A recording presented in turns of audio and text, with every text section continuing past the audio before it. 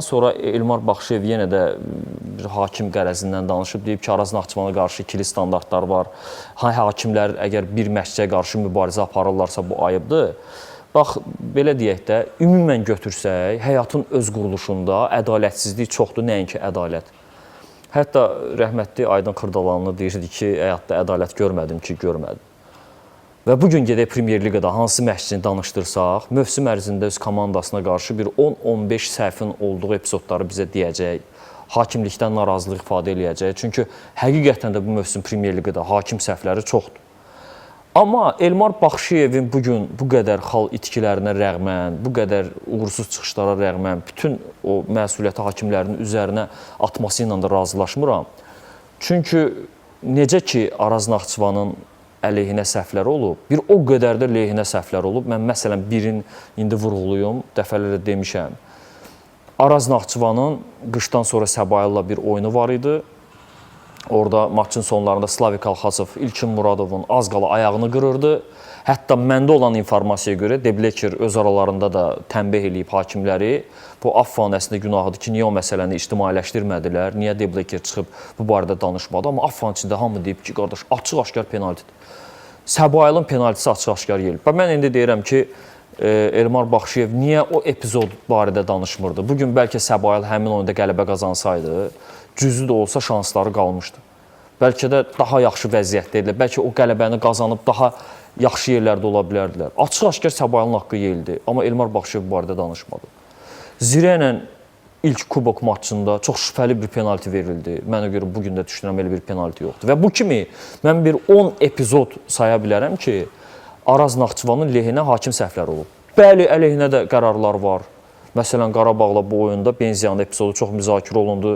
Deblekerin də özünə uyğun tərzdə bir izah verdi ki, orada qırmızı vərəqə yoxdur. Məsələn, deyək ki, lap var idi. Amma mən başqa şey gətirmək istəyirəm ki, Elmar Baxşıyev bütün günahı, bütün məsuliyyəti bir hakimlərin üstünə atmaq istəyir. Mən sual verirəm, qışdan sonra Premyer Liqada, əgər səhv demirəmsə, 12 oyunda cəmi vur-tut bir qələbəsi var Araz Naxçıvanın.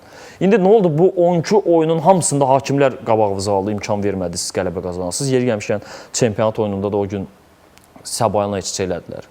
Qələbə qazana bilmədilər. Bu qədər xal itkisinin günahkarı heç bir halda hakimlər deyil. Hakimlərin bəli səhvləri var.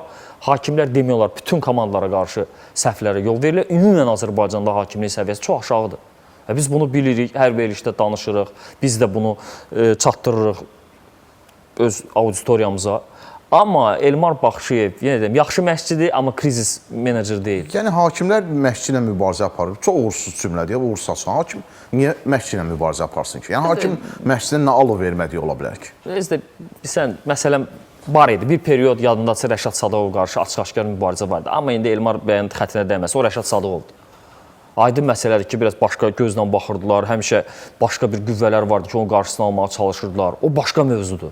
Orada məsələ tək məşqçilik deyil. Orada bu adamın Azərbaycan futbolunda bir yeridir, orada bu adamın Azərbaycan futbolunda tuta biləcəyi yerlər idi və sair və ilaxır. Tam başqa bir mövzudur. Bugün axı Elmar Baxşıyev, kimə lazımdır Elmar Baxşıyevə qarşı mübarizə aparsın?